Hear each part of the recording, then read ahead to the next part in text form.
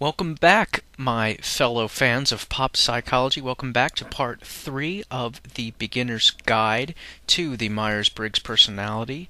And of course, this is for ENFPs, but anyone can listen and get a lot out of this, especially these first few videos, because they're going to be going over the basic functions and temperaments of the Myers-Briggs. And again, as always, this is brought to you by the ENFP forum. That is at www.enfpforum.com, and they are our sponsors, so go check them out.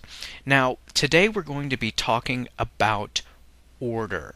And what is that? That is logical thinking. That is the T for the Myers-Briggs, the extroverted thinking and the introverted thinking. And the way I want you to think about the thinking is, again, order.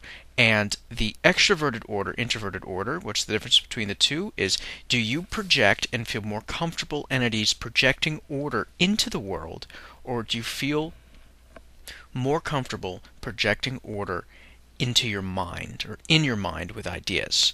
Again, extroverted thinking is projecting order, discipline, and logical movement and structure into the world or into ideas in your head or in your mind. Okay, so first we're going to go over extroverted thinking, or again, extroverted order. And extroverted order, extroverted thinking, is bringing order to reality and the world. Scheduling, planning, and contingency planning is all a part of extroverted thinking. Extroverted thinking feels at ease when bringing order to the world. Extroverted thinking likes to build, likes to create. It likes to use charts, tables, graphs, flow charts, and outlines. It enjoys this. It emerges. One thing that's unique with extroverted thinking versus introverted thinking is extroverted thinking is you start on a project, you need to build something, you have a general outline in your head, but the project emerges from your hands. You don't like to sit back like introverted thinkers and ponder it out and work it out logically.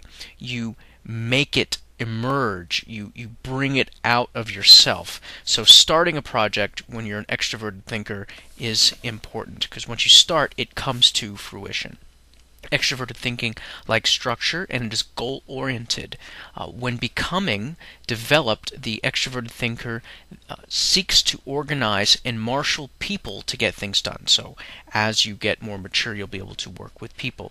Extroverted thinking is more fact-based empirical thinking, generally, because it has to deal with the outside versus the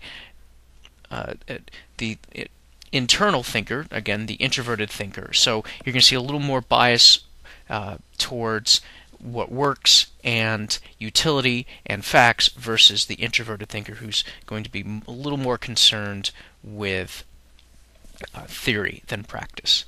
Now, sometimes the extroverted,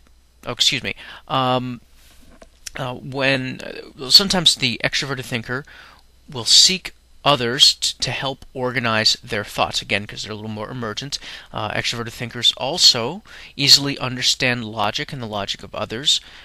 Extroverted thinkers notice when logical steps are missing and when there's an inconsistency with logic and reality, and they like to compartmentalize aspects of their life to accomplish goals. Now, we've been comparing extroverted and introverted thinking. Now let's again get to introverted thinking, and introverted thinking again is bringing order to thoughts in your head and building idea structures. A lot of times you'll notice someone that's very logical and smart, and they'll have a messy house or messy apartment, messy room, bedroom, and that's because they're focused on bringing order to ideas, not necessarily their environment. And again, introverted thinkers are bringing logical order to minds and ideas, finding the right words to clearly express an idea perfectly makes a introverted thinker happy. Introverted thinkers allow one to ponder and ascertain the essential qualities of something or an idea of something, to notice the fine distinctions what make it what it is. So this is, contrast this you can with the introverted feeler, which we will get to in the next video. The introverted thinker finds categories of classes and sub-principles of general principles, so they're very good of classifying data and classifying principles. Introverted thinking feels at home when problem solving, analysis, and refining an idea. A introverted thinker makes it a compulsion to understand and improve upon an idea or a thought. It's very hard to get an introverted thinker. Once they get going on a project, it's hard to stop them. Introverted thinkers enjoy taking apart things to see how they work and seeing both sides of an issue, and like to do it non-biasedly.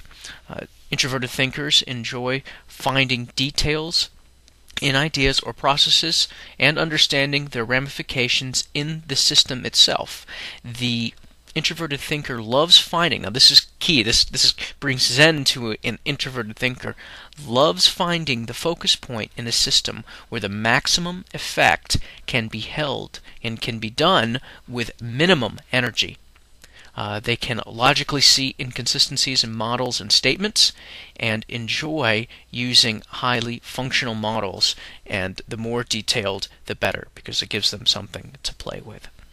Okay guys, next up, in the next video, we're going to be talking about extroverted feeling and introverted feeling. And as always, this video is brought to you by ENFP Forum at enfpforum.com, and look forward to seeing you there. Thank you.